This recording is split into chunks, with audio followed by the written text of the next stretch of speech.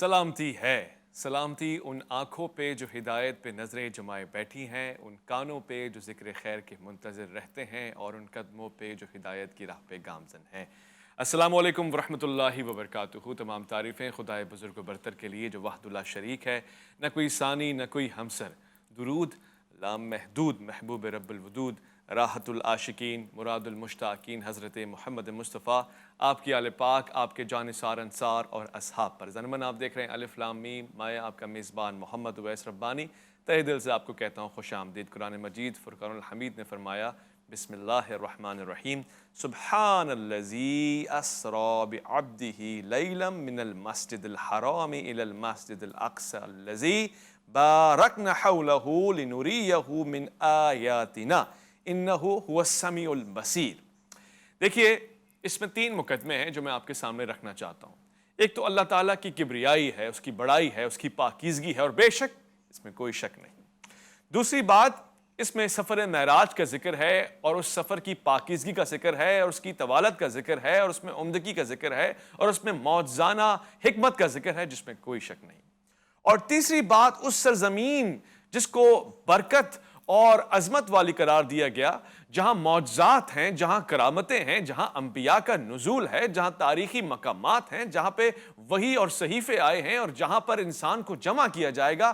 غالباً علماء کا کہنا یہ ہے کہ محشر بھی، یعنی روز محشر بھی اسی جگہ پہ لوگ جمع ہوں گے، اور یہ ایسی جگہ ہے کہ جس کو برکتوں والی سرزمین کہا گیا۔ علامہ شوکانی برکت کے معنی لکھتے ہیں کہ یہاں زراعت بہت زیادہ ہے، خود اس کے ساتھ ہی شام کی سرزمین ہے۔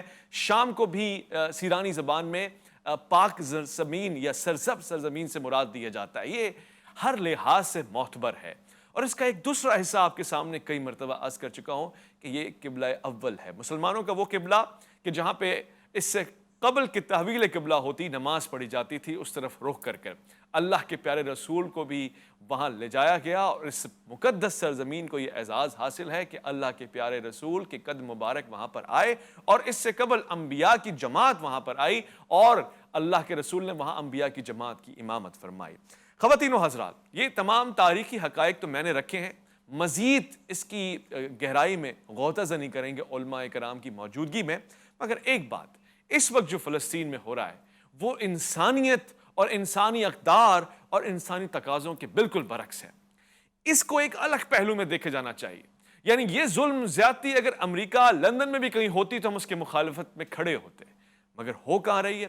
انہی کی اپنی سرزمین میں، انہی کی اپنی سرزمین پہ قبضہ کرنے والے صہیونی اور ان طاقتوں کے جانب سے کہ جو انسان کو مختلف ایلوژنز میں ڈھال کر، خود مظلوم بن کر، اور بڑی عالمی طاقتوں کو اپنے ساتھ ملا کر ظلم اور بربریت کی انتہا کر رہی ہیں۔ اب تک کی معلومات کے مطابق لاکھوں جانوں کا ضیاع ہونا اور پھر ان قربانیوں کا نمایاں ہونا دکھ چکا ہے، مگر ابھی حالیہ اسپتال کے اوپر دھماکہ، اسپتال کے اوپر بمباری، اور 1000 سے زائد قیمتی جانوں کا اسپتال کی تحویل میں کھوئے جانا، یہ انسانیت کے لیے ایک سوالیہ نشان ہے۔ میں آج کے اس پروگرام میں بہت ہی قابل اور قابل احترام مہمانوں کو دعوت دیے بیٹھا ہوں، اور وہ میرے ساتھ تشریف فرما ہے۔ میں چاہوں گا کہ ہم گفتگو کو آگے بڑھائیں، میں چاہوں گا کہ ان کا تعارف کرواؤں۔ سب سے پہلے میں جس شخصیت کی جانب آنا چاہتا ہوں، مجھے بڑی خوشی محسوس ہو رہی ہے آج اپنے پروگرام میں ان کو لے کر، اور بہت ساری باتیں علم اور حدت کے ساتھ میں ان سے طلب کروں گا۔ سب سے پہلے خوش آمدید کرنا چاہتا ہوں جناب قبلہ مفتی محمد علی قریشی کو۔ السلام علیکم ورحمۃ اللہ۔ جی وعلیکم السلام ورحمۃ اللہ وبرکاتہ۔ محترم نوازش۔ جزاک اللہ خیر۔ سب سے پہلے بہت شکریہ، آپ تشریف لے کر آئے۔ مفتی صاحب، میں یہ جاننا چاہتا ہوں کہ جو ارض مقدسہ ہے، یہ جو فلسطین ہے، اس کی اہمیت کیا ہے تاریخی اور دینی حوالوں سے؟ کیا وجوہات ہیں کہ ہم اس کی طرف دیکھتے ہیں، متوجہ ہوتے ہیں؟ قرآن میں اس کا کم و بیش 5 مقامات پہ ذکر پاتے ہیں، ہم اس حوالے سے آگاہ فرمائیے گا مفتی صاحب۔ جی محترم، بہت بہت شکریہ آپ کا اور مکمل چینل والوں کا۔ ارض فلسطین سے ہمیں محبت کیوں ہے، اور ارض فلسطین کے حوالے سے افادیت اور اہمیت کیا ہے؟ تو جیسے ابھی آپ خود ذکر فرما رہے تھے کہ قرآن مجید فرقان حمید میں 5 مرتبہ اس کا ذکر آیا، اور آپ نے شروع میں وہ آیت مبارکہ پڑھی جو 15ویں پارے کی پہلی آیت مبارکہ ہے، سبحان الذی اسرا بعبدہ لیلا من المسجد الحرام الی المسجد الاقصی الذي باركنا حوله لنريه من آیاتنا انه هو السمیع البصیر۔ اس آیت مبارکہ میں بھی اللہ کریم نے آپ علیہ الصلاۃ والسلام کے اس سفر مبارک کا ذکر خیر فرمایا ہے، بلکہ یہاں پر تو جو رات کا آپ کا سفر ہے صرف قرآن کریم نے اس کا ذکر کیا ہے کہ آپ راتوں رات، چونکہ اسرا کا لفظ قرآن مجید میں رات کے سفر کے لیے یوز ہوتا ہے، جیسے واللیل اذا یسر فاسر بعبادی، حضرت موسیٰ علیہ السلام کو بھی اللہ کریم نے فرمایا، تو حضرت لوط کو، تو گویا کہ یہ رات کا آپ کا ایک سفر ہے، اور یہاں مدینہ مکہ مکرمہ سے آپ مدینہ منورہ تک ارض مقدس تک تشریف لائے ہیں، ارض فلسطین۔ اب اس کی اہمیت اور افادیت کا اندازہ آپ یہیں سے لگا لیجئے کہ آپ علیہ الصلاۃ والسلام کا یہاں پر قدم رنجہ فرمانا، اور پھر تمام انبیاء علیہ الصلاۃ والسلام کا آپ کے پیچھے نماز پڑھنا، گویا کہ آپ امام الانبیاء بنے۔ اور پھر میرے محترم اس سے پہلے اگر دیکھ لیں تو تمام انبیاء علیہ الصلاۃ والسلام یہاں پر شام، فلسطین، انہی علاقوں میں، مصر میں زیادہ تر مبعوث ہوئے ہیں، اس لیے اس کو ارض الانبیاء بھی کہتے ہیں کہ یہ حضرات انبیاء علیہ الصلاۃ والسلام کی سرزمین بھی ہے۔ اور پھر مزے کی بات یہ ہے کہ اس کو ارض محشر بھی کہتے ہیں، جس کی طرف آپ نے اشارہ کیا۔ یہ میدان عرفات تو اس کا ایک ماڈل ہے، ایک نمونہ ہے۔ اصل میں میدان عرفات میں تو ہم لوگوں کو دیکھ لیتے ہیں کہ یہاں بھی اطراف و اکناف سے لوگ آتے ہیں اور حج کے موقع پر، تو گویا کہ آپ فار ایگزامپل کسی کو کہہ سکتے ہیں کہ یہ اس کا ایک ماڈل ہے، لیکن جب ہم لوگ قیامت کے دن جمع ہوں گے محشر میں تو وہ یہی زمین ہے، ارض محشر بھی ہے، اور یہ مرقد انبیاء بھی ہے کہ حضرات انبیاء علیہ الصلاۃ والسلام کی قبور مبارکہ بھی یہیں پر ہے۔ حضرت موسیٰ علیہ السلام کی قبر بھی یہیں پر ہے، حضرت سلیمان علیہ السلام کی قبر یہیں پر ہے، حضرت داود علیہ السلام کی قبر یہیں پر ہے، حضرت لوط کی بھی یہیں پر ہے۔ تو گویا یہ مرقد انبیاء ہے، یہ ارض معاشر ہے۔ اور نبی اکرم صلی اللہ علیہ وسلم نے پھر خود اس شہر کی طرف سفر کیا، اور اس سے پہلے بھی آپ شام میں آئے اپنے چچا جان کے ساتھ، اور بچپن میں اور لڑکپن میں، اور بعد میں جب آپ وقت کے پیغمبر ہیں تو آپ یہاں پر تشریف لائے ہیں، اور آپ یہیں سے آپ نے پھر معراج کا سفر شروع کیا، جس کو قرآن مجید سورہ نجم میں بیان کرتا ہے۔ جی محترم۔ جی مفتی صاحب، یہ یقیناً انتہائی گہرا اور تاریخی پہلو جو آپ نے اجاگر فرمایا، اور پھر اس کا ایک رشتہ ہمارے ساتھ غیر دانستہ، یعنی جس کا ہمیں اندازہ بھی نہیں ہے اور جس تک ہم پہنچ بھی نہیں پا رہے، جس کی معرفت اور جس کی آگاہی ہمیں حاصل نہیں ہے، وہ آپ نے فراہم فرمائی ہے۔ میں آپ کو ساتھ رہوں گا، میرے ساتھ منہاج القرآن کے سربراہ بھی ہوں گے، مفتی اعجاز قادری صاحب، میں ان سے بھی گفتگو کرنا چاہتا ہوں، مگر خواتین و حضرات، یہ بات میں آپ کو واضح کرتا چلوں کہ اس موضوع کو ہم نے اس لیے بھی بطور خاص آج آپ کے سامنے رکھا ہے کہ یہ صرف فلسطین کا مسئلہ نہیں رہا، اب یہ عالم اسلام کا بھی مسئلہ ہے اور عالم انسانیت کا بھی مسئلہ ہے۔ اس وقت جب میں گفتگو آپ سے کر رہا ہوں تو گزشتہ دن ہی برطانیہ کے وزیر خارجہ، اور اس سے قبل امریکہ کے وزیر خارجہ، اس کے بعد امریکہ کے صدر نے وہاں اسرائیل میں نہ صرف جا کر حمایت کا اعلان کیا بلکہ حمایت کر کے دکھائی ہے۔ یعنی بھی یمن ہی کی جانب سے کچھ اگر ارادے ہوئے تھے مزاحمت کے تو پھر اس کے ساتھ مقابلہ بھی کیا ہے۔ یہی نہیں بلکہ اپنا بحری بیڑا بھی فلسطین کے نزدیک، یعنی جسے وہ کہتے ہیں کہ اسرائیل کی حمایت اور نصرت کے لیے انہوں نے کھڑا کر دیا ہے۔ یہاں پر کون ممالک ہیں جو کھڑے ہوئے ہیں، مزاحمت کر رہے ہیں، یہ بھی ہمارے سامنے ہے، اور اب کسی سے کوئی چھپی ڈھکی بات نہیں ہے۔ میں حیران یہ ہوں وہ بہت سے افراد جو کہتے ہیں کہ کربلا جیسا عظیم واقعہ ہو گیا، آل رسول صلی اللہ علیہ وآلہ وسلم کو ذبح کر دیا گیا اور امت خاموش رہی، امت نے کوئی مزاحمت نہیں کی.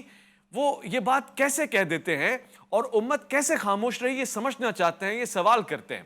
میں اس کی گہرائی میں نہیں جانا چاہتا کہ کیا ہوا، مگر یہ فلسطین کا واقعہ ہمیں سمجھا رہا ہے کہ خاموشی کیا ہوتی ہے، سکوت کیا ہوتا ہے، چپ کر کے سادنا کیا ہوتا ہے. اور جب ظلم ڈھایا جا رہا ہو مسلمانوں کے اوپر، خواتین کے اوپر، بچوں کے اوپر اور ان لوگوں کے اوپر کہ جو عام سویلین ہیں، اسپتال میں علاج کر رہے ہیں یا مریض ہیں، مجبور ہیں، علاج کے لیے گئے ہیں، ان کے اوپر اگر گولہ بارود برس رہا ہو تو پھر مجھے سمجھ میں آ جاتا ہے کہ کربلا میں کیا ہوا ہوگا اور کربلا کو دیکھ کر خاموش رہنے والے کیسے ہوں گے، اس پیغام کو سن کر خاموش رہنے والے کیسے ہوں گے. تو پھر میں سمجھ پاتا ہوں کہ آخر میں آج ہم جس نتیجے پہ پہنچے ہیں، ہم 1400 سال پہلے بھی وہیں کھڑے تھے. اور ایسا نہیں کہ سب کے سب کھڑے تھے، مگر کچھ لوگ تھے جو متحرک تھے، کچھ لوگ تھے جو لبیک کہہ کر پہنچے تھے میدان تک.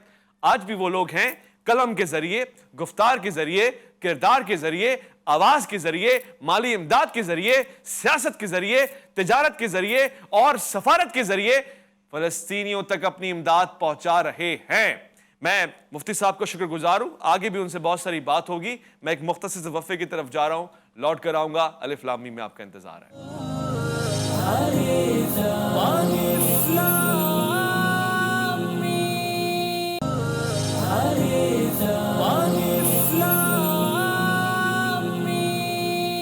خوش آمدید خواتین و حضرات. یہ انتہائی خاص اور ضروری موضوع ہے کہ جس پہ میں اور آپ پچھلے ہفتے سے متوجہ ہیں، اور آپ دیکھ رہے ہیں کہ ہم دینی حوالہ بھی دے رہے ہیں، تاریخی حوالہ بھی دے رہے ہیں، انسانی حوالہ بھی دے رہے ہیں، اور اب تو ہم واسطے بھی دے رہے ہیں کہ امت کو جگایا جائے اور عالم اسلام کو بیدار کیا جائے، ان اقوام کو بیدار کیا جائے جو انسانی وقار کے لیے بولتی ہیں اور انسانی زاویے کو پرکھتی ہیں، جانتی ہیں. جہاں کوئی مچھر بھی مرتا ہے تو وہ کہتی ہیں غلط اور ناانصافی ہوئی ہے. جہاں جانوروں کے حقوق پہ بھی اب بات ہونے لگی ہے، اب وہ خواتین اور سیاہ فام کے حوالے سے بھی بات کرتے ہیں. میں ان کو زندہ کرنا چاہتا ہوں اور ان کو کہنا چاہتا ہوں کہ جاگنا ہوگا. علماء کرام بھی میرے ساتھ ہیں اور اس پہ گفتگو فرما رہے ہیں. میں نے آپ کے سامنے ایک تو بنی اسرائیل کے حوالے سے تاریخی بات رکھ دی ہے، سبحان الذی اسریٰ کی بات میں نے آپ کے سامنے رکھی. اس کے علاوہ بھی 4 مختلف مقامات پر اسی سرزمین مقدسہ کے حوالے سے گفتگو ہوئی ہے، وہ بھی آپ کے سامنے رکھوں گا. اس وقت پروگرام میں تشریف فرمائے، جیسے کہ میں نے عرض کیا آپ کے سامنے، منہاج والے ہی اتنے پیارے ہوتے ہیں، پھر ان کا ایک ایسا عمدہ چہرہ جو اس وقت ان کی سربراہی بھی فرما رہے ہیں یہاں ہمارے پاس سندھ میں، کراچی میں. آپ کا ہونا ایک فیض سے کم نہیں ہے. میں خوش آمدید کرنا چاہتا ہوں مفتی اعجاز قادری کو. السلام علیکم ورحمۃ اللہ. علیکم السلام ورحمۃ اللہ. مفتی صاحب، فلسطین کا مدعا ہے اور یہ مقدمہ ہم آپ کے سامنے بھی رکھتے ہیں. کیا رشتہ ہمارا فلسطین سے ہے، اس سرزمین سے ہے اور قبلہ اول کے ساتھ ہے، یہ ذرا بیان فرمائیے گا.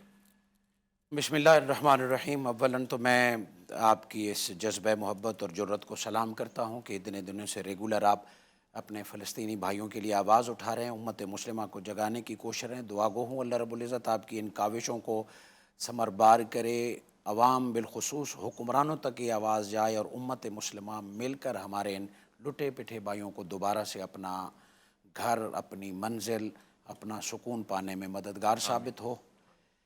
فلسطین، مسجد اقصیٰ سے ہمارا کیا رشتہ؟ ہمارا اسلام اور اللہ سے جو تعلق ہے، مسجد اقصیٰ اور قبلہ اول کا 1.25 لاکھ پیغمبروں سے رشتہ ہے. جس نبی سے رشتہ ہے، پھر اس کا مسجد اقصیٰ سے بھی رشتہ ہے، اس کا فلسطین سے بھی رشتہ ہے، پھر اس کا فلسطینیوں سے بھی رشتہ ہے. کوئی اگر فلسطینیوں یا فلسطین کے رشتے سے انکار کرتا ہے، مسجد اقصیٰ کے تقدس سے انکار کرتا ہے، تو گویا وہ پیغمبروں سے تعلق کا انکار کر رہا ہے، وہ قبلہ اول کی حرمت کا انکاری ہے. قبلہ اول کے لیے اللہ رب العزت نے 1.25 لاکھ پیغمبر اکٹھے کر کے معراج کی رات یہ پیغام دیا کہ جس نبی کو بھی جو مانتا ہے اسے مسجد اقصیٰ کو ماننا پڑے گا، اسے اس بستی کا حیا کرنا پڑے گا. سو وہ یہودی ہوں، وہ عیسائی ہوں، وہ مسلمان ہوں، جو جس پیغمبر کو مانتا ہے اسے مسجد اقصیٰ کی خاک کا بھی ادب کرنا پڑے گا. واہ واہ، سبحان اللہ، خاک کا بھی ادب کرنا پڑے گا. اور یہ خاک اب خون میں خلط ملط ہو چکی ہے، بلکہ یوں کہوں گا کہ اب ہر جگہ قبر اور قبرستان سے بھی بچے نکل رہے ہیں جو اپنی ماؤں کو یاد کر رہے ہیں، اور ان کے ساتھ ناانصافی ہوئی ہے، بمباری ہوئی ہے شہری علاقوں میں۔ مفتی صاحب صحیح فرما رہے ہیں۔ میں مفتی محمد علی قریشی صاحب سے پوچھنا چاہتا ہوں، یہ قبلہ کہ تحویل قبلہ کا واقعہ بھی تو سرزمین فلسطین کے ساتھ جڑا ہوا ہے، ایک رشتہ یہ ہے کہ ہمارا قبلہ اول رہا ہے، اس پہ بھی ذرا نگاہ ڈال دیں، اس حوالے سے بھی ذرا روشنی اور بیداری میں چاہتا ہوں کہ ہو جائے۔ جی محترم، بات پھر وہیں سے شروع کر لیتے ہیں کہ اس سرزمین مقدسہ کی اہمیت اور افادیت یہ بھی ہے کہ جب آپ صلی اللہ علیہ وسلم مدینہ منورہ تشریف لائے تو تقریباً 16 یا 17 ماہ آپ نے اسی ارض مقدس کی طرف نماز پڑھی، اور نماز ظہر کا وقت تھا، اور بخاری کی روایت ہے کہ جب یہ قرآن مجید کی آیت مبارکہ آپ پر اتری، قد نرا تقلب وجہک فی السماء فلنولینک، آپ اپنا چہرہ مبارک جو ہے وہ پھیر دیجئے اس قبلے کی طرف ترداہا، جس سے آپ پسند فرماتے ہیں۔ تو آپ صلی اللہ علیہ وسلم نے پھر جس مسجد میں بیت المقدس سے آپ بیت اللہ کی طرف مڑے اور آپ نے نماز پڑھنی شروع کی، آج بھی اس مسجد کو مسجد قبلتین کہتے ہیں۔ اور سرور دو عالم صلی اللہ علیہ وسلم کا بھی یہ اعزاز ہے تمام انبیاء میں کہ آپ نے بیک وقت گویا 2 قبلوں کی طرف نماز پڑھی، تو آپ کو نبی القبلتین بھی کہا جاتا ہے۔ تو گویا کہ یہ 16-17 مہینے آقا کا اس ارض مقدس کی طرف نماز پڑھنا، یہ بھی اس پر بھی سوچا جا سکتا ہے کہ یہ معمولی سرزمین نہیں ہے۔ بولی نہیں ہے مفتی صاحب، میں اس حوالے سے ظاہر ان معجزات کا بھی طلبگار ہوں اور آپ ہی کی طرف آتا ہوں، مگر مفتی اعجاز قادری صاحب یہ بھی ذرا فرمائیے اور رہنمائی فرمائیے اس حوالے سے۔ ایک تو سیاسی پہلو بھی ہے نا اس سرزمین کا، ظاہر ہے کہ اس وقت عالمی جنگ کا تناظر ہے، لوگ دیکھ رہے ہیں کہ دنیا کی بڑی اقوام وہاں پر کھڑی ہیں یا حمایت میں یا مخالفت میں، اور تیسرا حصہ وہ ہے جو خاموشی میں ہے، سکوت میں۔ تو ایسی صورتحال میں آپ تیسری عالمی جنگ ہوتی ہوئی دیکھ رہے ہیں، ایسا کچھ نظر آ رہا ہے؟ دیکھیں 2007 سے لے کے اب تک یہ جو جنگ ہے یہ کوئی عالمی جنگ سے کم نہیں ہے۔ 2007 سے لے کے اب تک ریگولر فلسطین پر جنگ مسلط رکھی گئی ہے۔ اگر کوئی رات سکون سے گزری ہے تو پھر دن سکون سے نہیں گزرا۔ ایک گھر سے جنازہ اٹھ رہا ہے تو کبھی دوسرے گھر سے جنازہ اٹھ رہا ہے۔ فلسطین کی جنگ کو دیکھیں تو تمام تر اصولوں کی دھجیاں اڑائی گئی ہیں۔ اقوام متحدہ کے پلیٹ فارم پر دسمبر 1948 میں جو قرارداد پاس کی گئی، صرف اگر اسی کو دیکھا جائے، اقوام متحدہ صرف اسی قانون کا بھی حیا کرے تو اس وقت فلسطین کا مسئلہ حل ہو جائے، ختم ہو جائے۔ فلسطین میں ایک طرف مقدس مقامات کا اقوام متحدہ کا اپنا قانون ہے کہ ہر مذہب کے مقدس مقامات کا خیال رکھا جائے گا، ایک طرف اس قانون کی وائلیشن ہے، دوسری طرف انسانی حقوق کی وائلیشن ہے، تیسری طرف جنگ بھی اگر لازم ٹھہری ہے تو جنگ کے بھی کوئی اصول ہیں۔ کوئی ایک چھوٹے سے مقام کا پوری دنیا سے کیا ٹکر ہے، کیا جنگ ہے۔ سو فلسطین میں ہر قانون کی، ہر اصول کی دھجیاں اڑائی جا رہی ہیں، کسی قسم کا کوئی میرے خیال میں یہ کوئی جنگ عظیم سے کم نہیں ہے۔ ان کے لیے تو یہ جنگ عظیم ہے، اور وہ تیسری نسل اس کی عادی ہو چکی ہے۔ رہی بات تیسری جنگ پوری دنیا میں، اس وقت ہر کوئی اپنے گھر سے جنگ کو دھکیل کے دوسرے پہ ڈال رہا ہے۔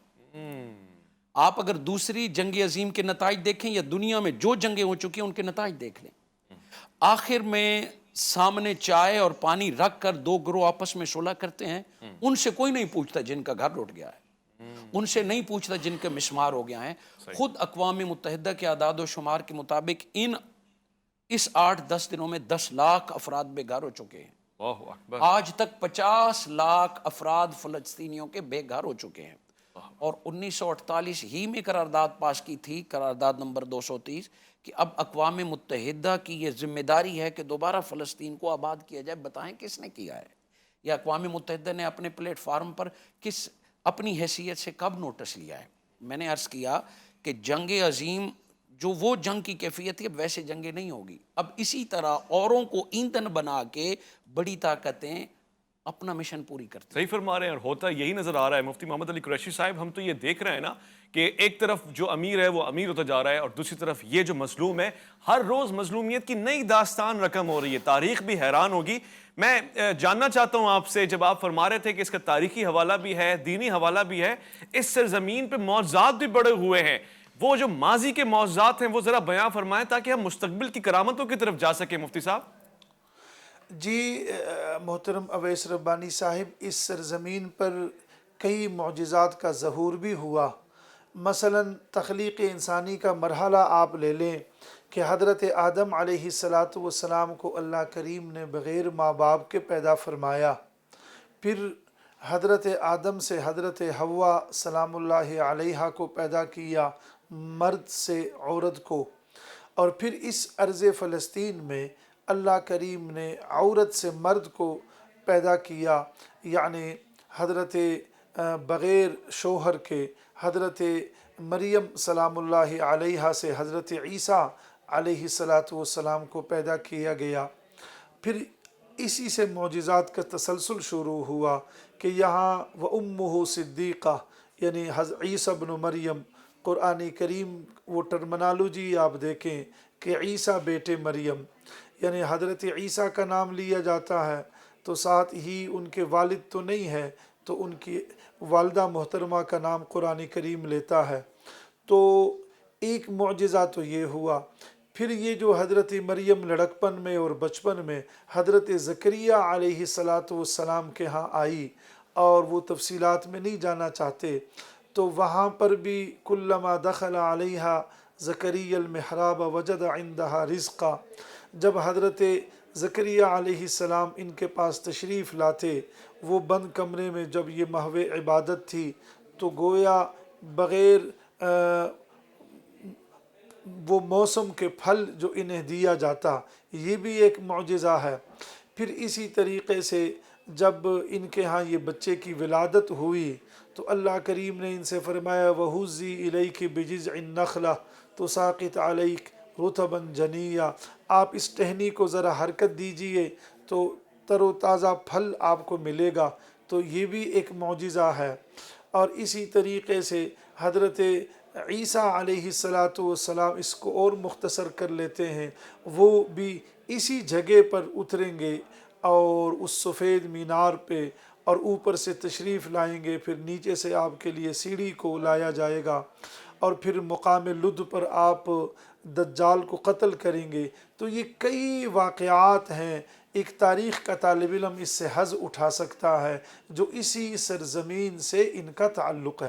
جی بالکل بالکل بجا فرمایا. علماء مشائخ کا یہ بھی کہنا ہے کہ قرآن کی سورہ انبیاء کی 71ویں آیت ہے غالباً وَنَجَّيْنَاهُ وَلُوطًا إِلَى الْأَرْضِ الَّتِي بَارَكْنَا فِيهَا لِلْعَالَمِينَ. یہ اس سرزمین مقدسہ کا ذکر ہے، اور کئی حوالوں سے انبیاء کے نزول سے، انبیاء کی آمد سے اس کو برکتوں سے نوازا گیا ہے. فرشتے ملائکہ یہاں پہ تشریف لاتے رہے ہیں.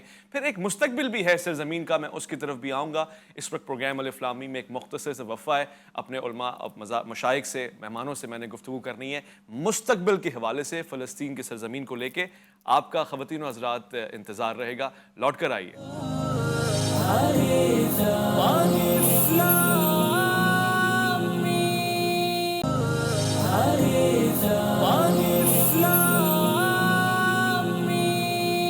بے شک قرآن ہدایتوں والی کتاب ہے، اور یہ وہ نور ہے جو اللہ نے اوپر سے نازل فرمایا ہے. اور اللہ تعالیٰ کہتا ہے فَآمَنُوا بِاللَّهِ وَرُسُولِهِ وَالنُّورِ الَّذِي أَنزَلْنَا. یہ ہدایت ہمیں دے رہا ہے مستقبل کے حوالے سے بھی، اور ماضی کے قصاص بھی ہمارے سامنے ہے.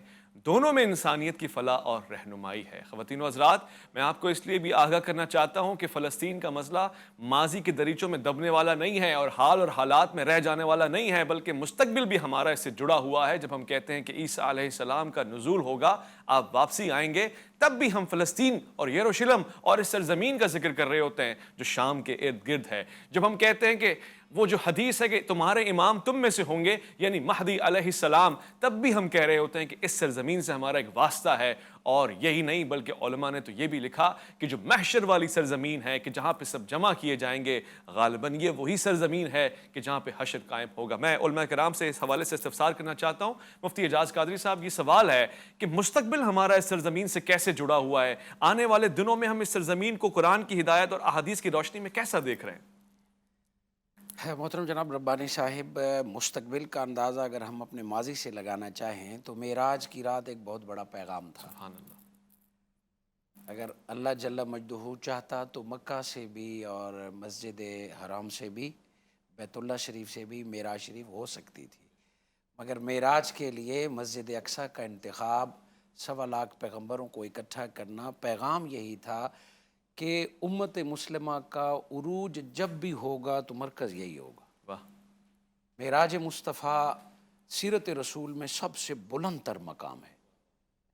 حضور صلی اللہ علیہ وآلہ وسلم کے سیرت میں اگر کوئی سب سے اعلیٰ صفت ڈھونڈنا چاہیں، مقام ڈھونڈنا چاہیں، او ادنا سے بڑھ کر نہیں ہے، مگر پیغام دے دیا کہ جب مصطفیٰ کے عروج کے لیے مسجد اقصی کو چنا گیا تو امت یہ بات نوٹ کر لے کہ اگر آپ کو عروج چاہیے تو تمہیں بھی یہی مرکز بنانا پڑے۔ واہ، سبحان اللہ، سبحان اسی جگہ سے اپنے عروج کا آغاز، اور جب تک اس سرزمین سے لا تعلق رہیں گے، اس کے درد کو اپنا نہیں سمجھیں گے، مستقبل نہیں ہے۔ وہ جو دور پرفتن ہے، فتنے سارے اکٹھے ہو کے وہاں جائیں گے اور وہیں سے ہر فتنے کی سرکوبی ہوگی، جیسے آپ نے ذکر کیا، حضرت امام مہدی علیہ السلام ہو یا سیدنا عیسیٰ علیہ السلام ہو، وہیں سے ہر فتنے کی سرکوبی کا آغاز ہوگا اور پوری دنیا میں پھر مصطفی انقلاب بپا ہوگا، پوری دنیا میں پھر اسلام کا جھنڈا لہرائے گا۔ تو ہمیں اپنے ماضی سے سبق حاصل کر کے ابھی سے فلسطین کے درد کو سمجھنا ہوگا۔ صحیح۔ دیکھیں، دنیا کی کوئی قوم بھی جنگ نہیں چاہتی، عوام یورپ کی ہو یا عوام افریقہ کی ہو، مذہب اسلام ہو یا مذہب عیسائی ہو، کوئی بھی اپنے لیے جنگ پسند نہیں کرتا۔ چند لوگوں کی وحشیانہ ذہنی سوچ ہوتی ہے جو عوام پر مسلط کی جاتی ہے۔ ہمیں اس سوچ اور فکر کا پتہ کرنا ہوگا۔ وہی سوچ، وہی فکر ہمارے مستقبل میں رکاوٹ ہے، وہی سوچ اور فکر اتحاد سے ڈرتی ہے، وہی سوچ اور فکر اسلام سے خوفزدہ ہے۔ اسلام سے خوف سے اس سوچ اور فکر کا ہم نے متحد اور متفق ہو کے فیصلہ کرنا ہوگا۔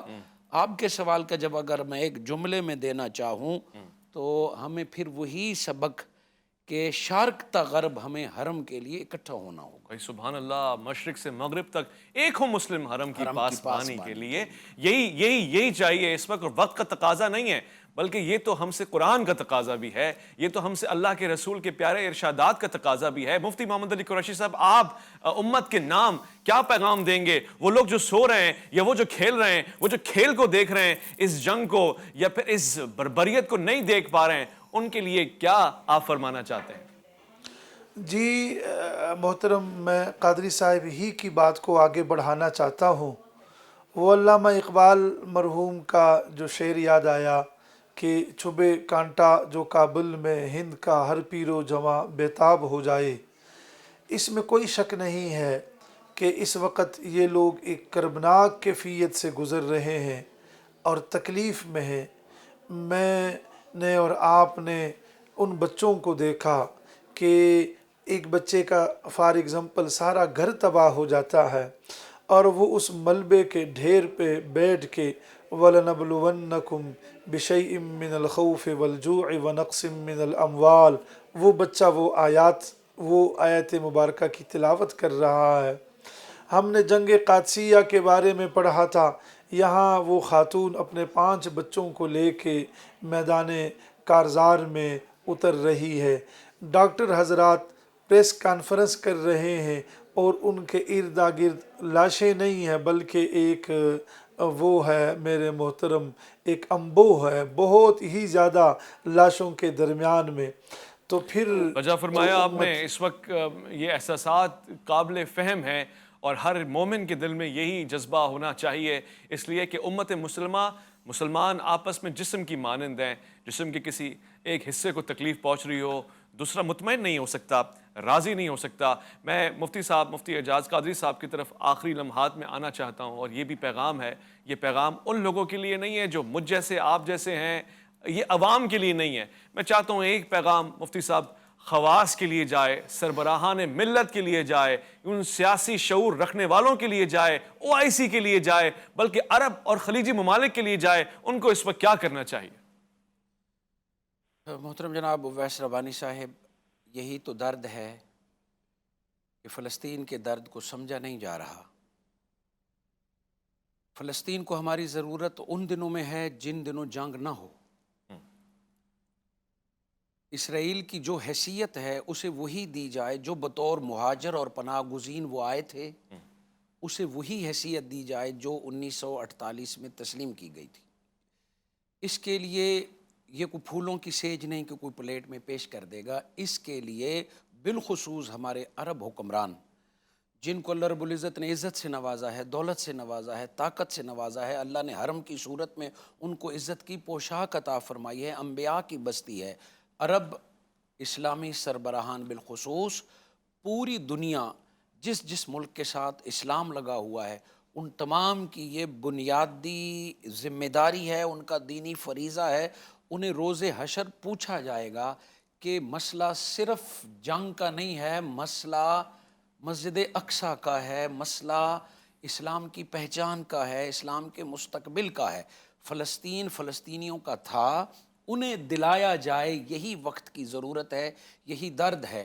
اگر حکمران ہوش کے ناخن نہیں لیں گے تو آپ اور میں کب تک سڑکوں پر نکلیں گے؟ آپ اور میں گھروں میں بیٹھ کے آنسو بہا سکتے ہیں، آپ اور میں اس بیچاری ماں جو 4 بیٹوں کو اپنے سینے سے لپیٹ کے یہ سوچ رہی ہوتی ہے کہ پہلے کون سا بیٹا زمین کے حوالے کروں۔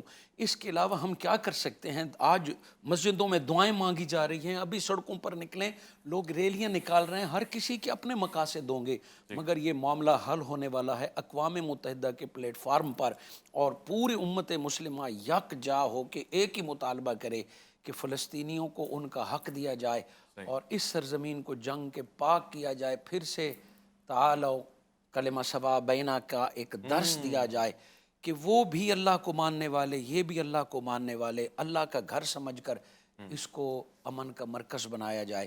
یہی عوام سے لے کے حکمرانوں تک، دعا سے لے کے انتظام اور تدبیر تک ذمہ داری بنتی ہے۔ بہت ہی اچھا پیغام آپ کی جانب سے گیا۔ میں شکر گزار ہوں مفتی اعجاز قادری صاحب کا کہ آپ تشریف لائے، اور میری توقع بھی یہ ہے کہ دیگر پروگرامز میں بھی ہم آپ سے اسی طرح سے معاونت لیتے رہیں گے۔ میں انتہائی شکر گزار ہوں مفتی محمد علی قریشی صاحب کا، جو آپ کا مطالعہ، جو آپ کی تحقیق اور جو آپ کے ارشادات ہیں، میں اس کا تہ دل سے شکر گزار ہوں۔ یقیناً یہ حصہ ہے، یہ کنٹریبیوشن ہے فلسطینی عوام کے لیے۔ مجھے بہت زیادہ قوی امید ہے کہ اس پروگرام کے بعد بہت سے ایسے لوگ جو کشمکش میں ہوں گے، اضطراب میں ہوں گے، وہ کسی نتیجے پہ پہنچے ہوں گے، کم سے کم دلی طور سے ایمان کے آخری حصے میں فلسطینیوں کے لیے معاونت اور نصرت کا سبب بن جائیں گے، دعاؤں میں یاد رکھیں گے۔ میں چاہتا ہوں کہ یہ سلسلہ جاری و ساری رہے۔ دیکھیے خواتین و حضرات، ہمارے ساتھ بہت سارے مسائل ہیں، کچھ مسائل کے ہم عادی ہو چکے ہیں لاشعوری طور سے، اب ہم اس پہ توجہ نہیں دیتے، مگر مسئلہ فلسطین اگر عام دنوں میں چل رہا ہوتا تو میں بھی پروگرام نہ کرتا۔ میں روز بروز ایسی خبریں دیکھ رہا ہوں جو انسانی وقار کے خلاف ہیں۔ کہیں آپ نے نہیں سنا ہوگا کہ اسپتالوں کے اوپر بمباری ہو رہی ہو، کہیں آپ نے نہیں سنا ہوگا کہ اسپتال میں جو آخری یونٹ ہو بجلی کا وہ بھی بند کر دیا جائے، جنریٹر میں آئل فیول ڈالنے کے لیے نہ ہو، اور کہیں آپ نے یہ نہیں سنا ہوگا کہ سرحدیں مسلم ممالک سے، ساتھ مصر ہے، بند کر دی گئی ہوں، اسرائیل نے چاروں طرف سے ناکہ بندی کر دی ہو، اور کہیں آپ نے یہ نہیں سنا ہوگا کہ ایک اسرائیل کافی تھا ظلم اور بربریت کے لیے، مگر اقوام عالم اور خود کو اقوام عالم کا چیمپئن کہنے والے ممالک بھی میدان میں اترے ہوئے ہیں، بحری بیڑا لا کے کھڑے کیے ہوئے ہیں، کوئی ہمدردی کے لیے نہیں آ رہا۔ میں نے کسی وزیر اعظم کو فلسطین میں قدم رکھتے ہوئے نہیں دیکھا، مگر ہاں اسرائیل کی نصرت کے لیے وہ تمام لوگ پہنچے ہوئے ہیں جو پہلے سے بھی ایک مکڑی کی جالی کی طرح بھن رہے تھے یہ سازشیں مکر و فریب کی، لیکن اللہ بھی ہے سازش کا جواب دینے والا اور وہ بہترین ترتیب کرنے والا ہے۔ میں آپ سے درخواست کروں گا کہ دعاؤں میں فلسطینی بھائیوں کو، بہنوں کو، بچوں کو یاد رکھیں، اپنا خیال رکھیں، اپنے سے بڑھ کے خیال رکھیں ملک پاکستان کا، اللہ کے فرمان کا۔ اویس ربانی کو دیجیے گا اجازت۔